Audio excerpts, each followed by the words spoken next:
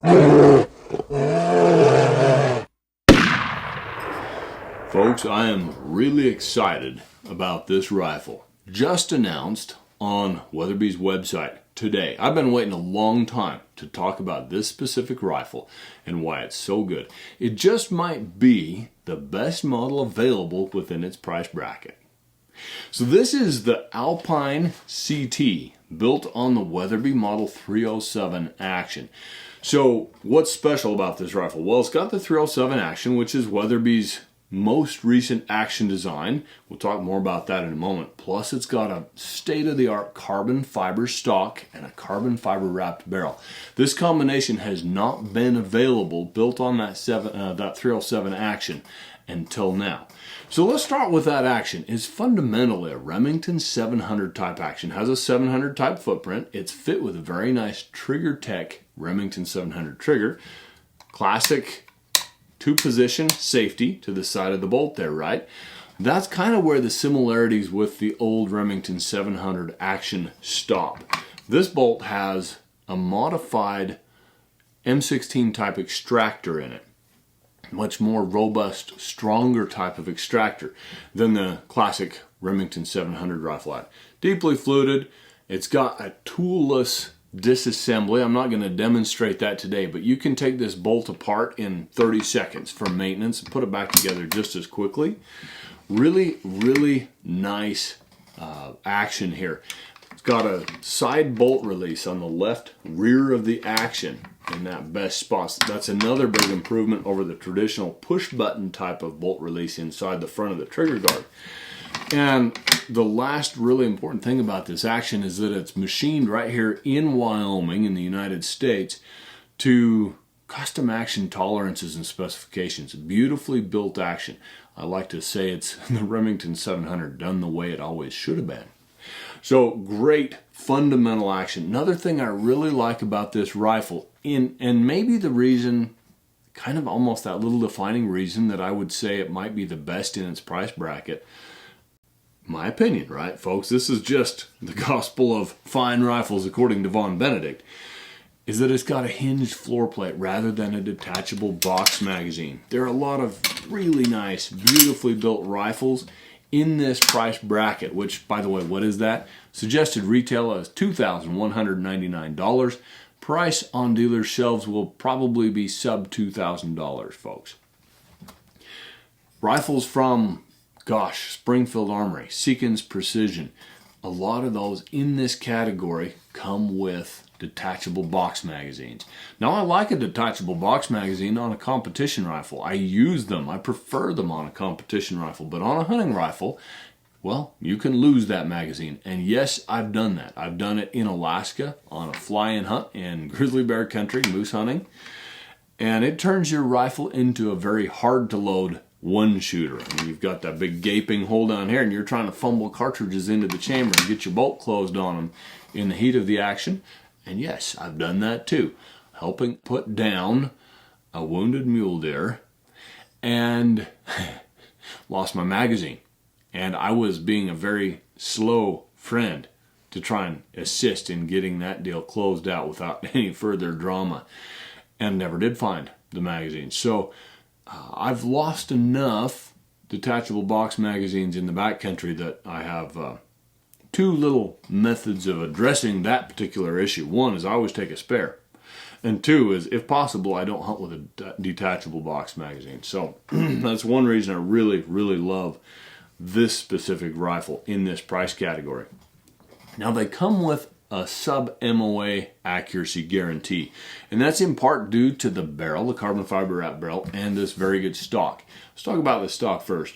Hand laid of carbon fiber in the Peak 44 manufacturing facility in Wyoming. It's a sister company to Weatherby, so the two of them are able to work together very closely to refine this stock to perfection for what Weatherby wanted. This is the Bastion model. It weighs 24 ounces without any barreled action in it, right, or bottom metal. That's darn light. They come with a very good, highly engineered recoil pad. It's a perforated pad that is designed to slow down recoil, transfer that recoil energy into your shoulder at the slowest rate possible, so it softens the recoil impulse really well. Nice negative slant on the front of the comb, so it's not going to chop your cheek bone during recoil. And it does have that nice high comb that helps you achieve a good cheek weld.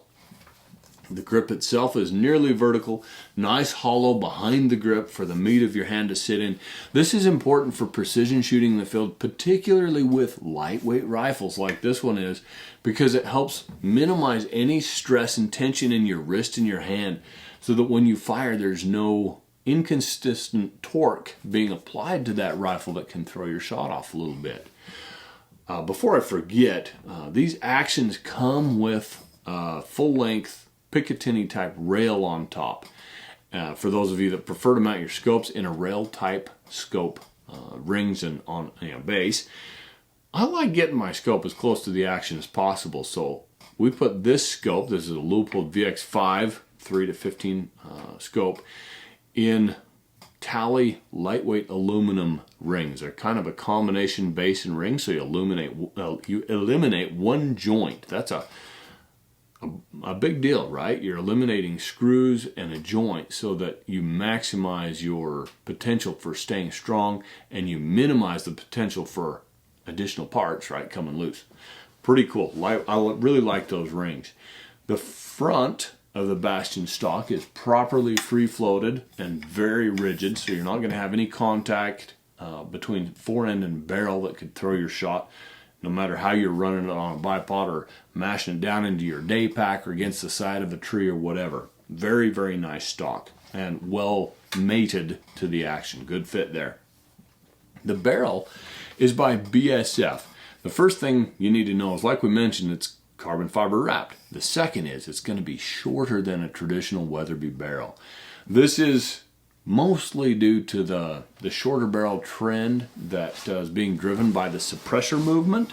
It's actually a beneficial trend, in my opinion. I would personally happily give up a little bit of velocity and trade for more maneuverable size and a better balance, more responsiveness with a suppressor attached, because I hunt with a suppressor every time I can anymore. My hearing's bad enough without installing any more damage. But for those of you that don't yet have a suppressor, or perhaps live in an area where they're illegal, the Alpine CT rifle comes with a really nice side-ported brake, indexable. It will tame recoil really well. Of course, you can take it off, just put on a thread protector and hunt without either, if that's your preference. These BSF barrels have proven to be quite accurate. They're accurate enough that Weatherby's given them a very solid accuracy guarantee, right? It's a unique type of build. They use a carbon fiber sleeve around a deeply fluted core, really deeply. You could almost say it's a flanged type barrel inside, right? And it pretty much just touches on each end, and then it's tensioned, which means they use a slightly longer exterior sleeve, and then they put threaded deals on each. Anyway, they stretch the barrel. And it's an old accurizing technique used by handgun silhouette shooters 30, 40, 50 years ago that does have an effect, and it shows in the way these barrels shoot. Now, there's one thing, one characteristic, advertised characteristic of these barrels that I have not bought into yet.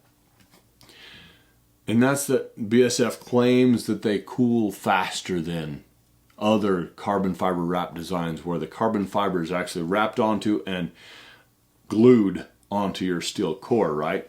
I do believe they won't have the separation issues of those other barrels when those other barrels aren't built right, because they're not glued to them, right? It's a steel tube floating inside of a carbon fiber sleeve. However, I was a volunteer firefighter for 7 years, and even though I wasn't a professional, we had to undergo some pretty extensive training, usually on a yearly basis, and I learned a lot about how dead air spaces insulate heat. So you may not feel heat on this carbon fiber sleeve, but that dead air space inside is absolutely maintaining the heat, my opinion, right? Based on the science I learned as a firefighter, and even trapping the heat inside. And so I don't buy into the fact that, or the claim that this barrel doesn't heat up as much as other brands of carbon fiber barrels. Does that matter? Not really, because they still shoot fantastic, and they shoot pretty darn well even as you get through a fairly extended shot string. Let's say 5, 7 shots, whatever. They should hold their zero very well. And hopefully group size won't open up either. So we've talked about shorter barrels, threaded muzzles, the construction of the BSF barrels, and the fact that they shoot. This is just a really, really nice rifle. Let's talk now a bit about what it's available in. Of course, you can get it in your favorite Weatherby cartridges. Additionally, I'm going to consult my notes here for a moment. Weatherby is chambering this in some really cool non-Weatherby calibers, including traditional stuff and some cutting edge stuff like the PRCs, 7mm PRC like this one, 6.5 PRC. My personal favorite, the 280 Ackley improved. Wonderful range of cartridges. I think you got initially 14 different cartridges to choose from, if my memory of the specifications serves. It's worthy of note as well that Weatherby is now building 7mm PRC ammunition. They offer 3 different loads, as you can see by these 3 different boxes I've got stacked in front of me. And one of them, if I'm not mistaken, is the lightest factory-loaded bullet on the market for the 7mm PRC. That's a 150 grain Swift Sirocco 2 bullet. Really good load. Next to it is another cool one. That's a 185 grain Berger bullet in Weatherby factory ammunition. 175 grain, excuse me. And then finally there's a 177 grain hammer bullet. This is an all monometal bullet built using Hammer's proprietary groove technology, and it's actually a custom bullet designed for Weatherby for loading the 7mm PRC cartridge. It's the heaviest monometal I'm aware of, 177 grains. It's heavier than anything that Hammer lists on its site, and it really, really shoots. This particular rifle will generally average closer to half MOA than it does that 1 MOA guarantee, right? Which is just awesome with that bullet. I used it last month on several different species of free-range game in New Zealand. I took this very rifle with Adam and Brenda Weatherby, and we hunted tar and chamois, which is a really special experience for me, as well as fallow deer.